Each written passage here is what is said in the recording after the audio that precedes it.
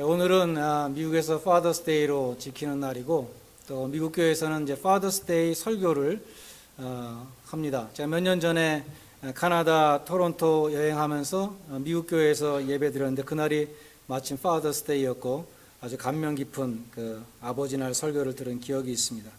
그래서 저도 오늘 아바 아버지라는 제목으로 설교하겠습니다. 하나님 아버지를 본받는 좋은 아버지가 되십시다 라는 그런 말씀을 전하고자 합니다. 언론인이자 이화여대에서 오랫동안 국문학을 가르쳤던 이어령 전 문화부 장관이 최근에 딸에게 보내는 굿나잇 키스라는 책을 출간했다고 합니다. 이 책은 3년 전에 소천한 딸 고 이민아 목사를 그리워하면서 쓴 책입니다. 이 딸의 인생에는 많은 굴곡이 있었습니다. 일부 예배 때 우리 주일학교 간사님은 직접 그분에게 간증을 한국에서 들으셨다고 그러시는데, 가정적으로 또 육신의 많은 질병, 그러한 고통이 많이 있었습니다. 그 딸의 고통 때문에 사실은 아버지도 절대로 예수를 믿을 사람이 아닌데 세례를 받고 지성과 영성이라는 그런 책도 써냈습니다. 그런데 그 딸은 결국 위암으로 53세에 소천했습니다. 아버지가 죽은 딸을 그리워하며 쓴 책의 일부를 인용하면 다음과 같습니다. 60년대 초 아버지는 4-5살 난 딸과 단둘이 기차를 타고 바다로 여행을 떠났다. 딸에게 바다 냄새를 선물하고 싶어서였다. 아버지는 딸의 손을 잡고 해변을 걷다가 서울에서 내려온 친구들을 우연히 만났다. 밤이 되자 아버지는 해수욕장 모래바닥에 세운 탄자방에 딸을 재우고 바로 옆 텐트로 가서 친구들과 문학을 안주 삼아 술을 마셨다. 한참이 지나서야 딸 생각이 나서 헐레벌떡 달려갔다. 깜깜한 방에서 잠이 깬 딸은 갸냘픈 목청으로 아버지를 불렀다. 아버지가 달려갔을 때는 목이 쉰 채로 지쳐서 소리도 내지 못했다. 아버지는 다시 시간을 되돌릴 수 있다면 너와 나에게 완벽한 행복의 기억으로 남아 있었을 텐데 라며 후회했다. 그 책은 아버지의 회한을 담은 책입니다. 아버지가 신문 인터뷰에서 이렇게 말했습니다. 딸이 이혼하고 빈 방에 홀로 앉아 있을 때, 자기 아이를 잃고 주저앉아 있을 때, 병에 걸려 고통받았을 때에도 나는 그때처럼 그 바다에서처럼 딸 곁에 없었다. 눈물과 모래로 범벅이 되어 있던 딸의 작은 손가락에 입을 맞추며 미안하다고 말하고 싶다. 그렇게 말했습니다. 이 딸에게 보내는 굿나잇 키스라는 이 책 제목도 회한을 담고 있는 제목입니다. 딸이 어렸을 때 새로 산 잠옷을 아버지에게 자랑하기 위해서 입고 와가지고 방문해서 아빠 굿나잇 하고 불렀을 때에 아빠는 자기가 쓰고 있는 이 글의 이 흐름이 끊길까봐 뒤도 돌아보지 않고 손만 한번 흔들었다는 것입니다. 다시 한번 그날 밤으로 돌아갈 수만 있다면 딸에게 굿나잇이라고 말하며 키스를 해주고 싶다. 아버지의 절절한 마음이 전해오는 책인 것 같습니다. 성경에서 우리에게 아주 진한 감동을 주는 부자 관계가 있죠. 다윗과 압살롬입니다. 다윗의 셋째 아들 압살롬은 아버지의 왕위를 찬탈하고자 반역을 일으켰습니다. 그래서 아버지가 맨발로 얼굴을 가리고 예루살렘에서 피신을 갔습니다. 에브라임 스풀이라는 데서 이제 다윗의 군대와 압살롬의 군대가 격돌을 하게 되었는데, 죽느냐 죽이느냐, 다윗이 자기 군대 장관 3사람을 불러놓고 말합니다. 나를 봐서 내 아들에게 잘해줘라. 지금 전쟁에 나가는 장수들에게 얼마나 황당한 말이겠습니까? 전쟁에서 전령이 달려오면 다윗은 제일 먼저 내 아들이 잘 있냐고 묻습니다. 그런데 군대 장관 요압은 다윗의 그 부탁을 저버리고 원수 압살롬을 처치했습니다. 압살롬이 머리가 상수리 나무에 걸려서 대롱대롱 나무에 걸려 있는데 그냥 달려가서 창으로 심장을 찔러서 그 자리에서 죽였습니다. 다윗은 압살롬이 죽었다는 소식을 듣고 마음이 심히 아파 문으로 올라가 울었다. 그러며 올라가며 저가 말하기를 내 아들 압살롬아, 내 아들 압살롬아, 내 아들 압살롬아, 내가 너 대신 죽었다면 얼마나 좋았을까. 압살롬 내 아들아, 내 아들아. 그랬다는 것입니다. 다윗은 자기 아들이 반역의 우두머리가 돼서 자기를 죽이겠다고 달려들 때에도 그 아들을 사랑했습니다. 죽느냐 사느냐의 갈림길에서도 나를 봐서 내 아들에게 잘해줘라, 너그러이 대하라, 그렇게 진심으로 부탁했던 것입니다. 그 아들이 죽었을 때 내가 너 대신 죽었다면 얼마나 좋았을까 애통해 했습니다. 그러나 다윗은 그처럼 슬퍼했지만 아들을 위해서 실제로 죽지는 못했습니다. 그러나 하나님 아버지의 그 사랑은 예수 그리스도의 십자가를 통해서 대신 죽으신 참 아버지의 그 사랑을 우리에게 보여주는 것입니다. 그러한 십자가의 은혜로 하나님의 자녀가 우리가 되었는데 우리가 본래 하나님의 자녀가 아니었다고 성경은 말씀합니다. 우리가 하나님의 자녀가 되기 전에는 어떠한 자녀였는가? 에베소서 2장 2절로 3절에 보면 진노의 자녀였다. 너희가 세상 풍속을 쫓고 공중의 권세 잡은 자를 따랐으니 곧 지금 불순종의 아들들 가운데 역사하는 영이라. 전에는 우리도 다 그 가운데서 육체의 욕심을 따라 지내며 육체와 마음에 원하는 것을 하며 다른 이들과 같이 본질상 진노의 자녀였다고 말씀합니다. 하나님이 이렇게 영벌에 처하여 죽을 수밖에 없는 죄의 종을 하나님의 자녀로 입적시켜 주셨습니다. 옛날 조선시대에 상놈이 양반의 호적을 사기 위해서 돈을 줬다고 하는데 우리가 진노의 자녀가 하나님의 자녀가 되기 위해서 엄청난 큰 몸값이 필요했습니다. 베드로전서 1장 18절은 그 몸값을 이렇게 말합니다. 너희가 구속된 것은 은이나 금같이 없어질 것을 한 것이 아니요 오직 흠없고 점없는 어린 양 같은 그리스도의 보배로운 피로 한 것이니라. 우리는 예수의 피값으로 하나님의 자녀가 되었습니다. 그것이 하나님 아버지의 위대한 사랑을 확증해 주는 것입니다.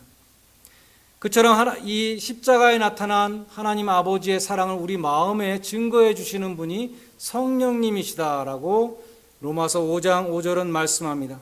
그런데 오늘 본문에 보면 그 성령님을 양자의 영이라고 부르고 있습니다.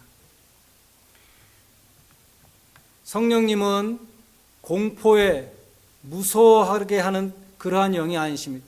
너희는 천벌을 받아야 된다. 너희는 정죄 아래에 있다. 너희는 심판 아래에 있다. 라고 증거하시는 것이 아니라 너희는 하나님의 자녀다라고 우리에게 말씀해 주시는 분이기 때문에 양자의 영이라고 불리는 것입니다. 양자의 영을 받은 성령을 받은 하나님의 자녀들은 그 사랑에 감격해서 아바 아버지라고, 아바라는 것은 아람어로 아빠라는 것입니다. 하나님을 아버지로 부르게 된다는 것입니다. 예수님은 하나님을 아버지라고 부르셨습니다. 그 당시 그 어느 누구도 다른 어떤 종교도 하나님을 아버지라고 부르는 사람은 없었습니다. 예수님은 제자들에게도 하나님은 너희들의 또한 아버지이시다. 기도할 때 하늘에 계신 아버지여 라고 그렇게 기도하라고 가르치셨습니다. 하나님이 아버지시라는 것은 무엇입니까? 자녀를 돌보시는 그 사랑의 하나님이라는 것을 보여줍니다. 너희 중에 누가 아들이 떡을 달라 하면 돌을 주며 생선을 달라 하면 뱀을 줄 사람이 있겠느냐? 너희가 악한 자라도 자식에게 좋은 것으로 줄 줄 알거든 하물며 하늘에 계신 너희 아버지께서 구하는 자에게 좋은 것으로 주시지 않겠느냐? 자녀들을 긍휼히 보시며 그 간구에 귀 기울이시는 그 아버지의 사랑을 주님은 말씀했습니다. 우리 생각에는 하나님을 아버지라고 부를 수 있는 분은 예수님 한 분밖에 없을 것 같습니다. 그런데 예수님은 그게 아니라 너희도 하나님을 아버지라고 부르라고, 하나님은 너희의 아버지가 되신다고 그렇게 가르치셨습니다. 영접하는 자, 곧 그 이름을 믿는 자들에게는 하나님의 자녀가 되는 권세를 주셨으니 요한복음 1장 12절에서 말씀하고 있습니다. 오늘 보면 17절은 자녀의 권세를 말씀하는데 우리가 하나님의 자녀이기 때문에 하나님의 후사가 된다고 말씀합니다. 특별히 그리스도와 함께한 후사라, 예수 그리스도와 똑같이 하나님 나라를 상속받는 하나님의 자녀가 될 것이라고 말씀하는 것입니다. 당시의 로마법에 의하면 양자는 친자와 똑같이 유산을 받도록 규정되어 있었다고 합니다. 우리가 그리스도와 함께한 후사라 우리는 그리스도와 똑같이 하늘나라를 상속받게 될 것이라는 그러한 말씀입니다. 예수님은 탕자의 비유를 통해서도 자녀의 권세를 말씀해 주셨습니다. 이 탕자는 정말 아들이라고 자기 스스로도 자격이 없다고 생각하는 사람이었습니다. 아버지의 재산을 다 탕진하고 돼지 우리에서 돼지가 먹는 음식을 먹고자 했지만 그나마 없어가지고 아버지한테 돌아왔습니다. 아버지 집에는 품꾼들도 양식이 많이 있는데 내가 가서 아버지한테 품꾼으로 삼아 주십시오. 나는 도저히 아들이라고 말할 수 없습니다. 나를 종으로 삼아 주십시오라고 말해야지. 그러한 죄송한 마음을 가지고 아버지한테 왔습니다. 아버지는 아들의 그러한 말에 대해서 아무런 대꾸를 하지 않았습니다. 종들에게 이르기를 제일 좋은 옷으로 이 아들에게 입히고 손에 가락지를 끼워주고 신발을 신기라 그렇게 말했습니다. 탕자는 차마 아들이 왔습니다라고 말할 수 없었습니다. 나는 아들이라고 일컬음을 받을 수가 없습니다. 하나님 아버지께 큰 죄를 지었으니 나를 불쌍히 여겨서 나를 품꾼으로 머슴으로 삼아 주십시오. 그렇게 말합니다. 그러나 아버지는 제일 좋은 옷을 입히라. 옛날에는 훈장 대신에 좋은 옷을 임금님이 주었다고 합니다. 가장 좋은 옷을 입히라. 이것은 그 아들을 영화롭게 해준 것입니다. 가락지는 권세를 상징했다고 합니다. 옛날에 가락지는 도장 대신에 쓰는 것이었습니다. 가락지를 탕자에게 끼워줬다는 것은 아들의 권위를 준 것을 가리킵니다.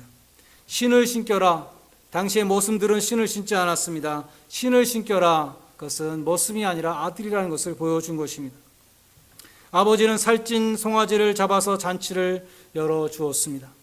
살찐 송아지는 당시 유대인들이 가장 귀한 손님을 대접할 때 내어놓는 최고의 음식이었다고 합니다. 아버지는 돌아온 탕자에게 최고의 환대를 해 주었습니다. 예수님이 이 비유를 통해서 말씀하시고자 하는 것은 아버지의 마음입니다. 탕자도 두 팔 벌려 받아주시는 그 아버지의 마음, 그것을 말씀하고 있습니다. 에베소서 5장 1절은 말씀합니다. 그러므로 사랑을 입은 자녀같이 너희는 하나님을 본받는 자가 되라. 하나님 아버지를 본받는 그러한 좋은 아버지들이 되시기를 바랍니다. 올해 초에 국제시장이라는 이 영화를 본 관람객이 1,000만 명을 넘었다. 한국의 인구가 지금 5천만인가요? 1,000만 명이 봤으면 굉장히 많이 본 것이죠. 이 영화를 만든 윤재균 감독이라는 그 감독의 인터뷰 기사를 읽어봤습니다.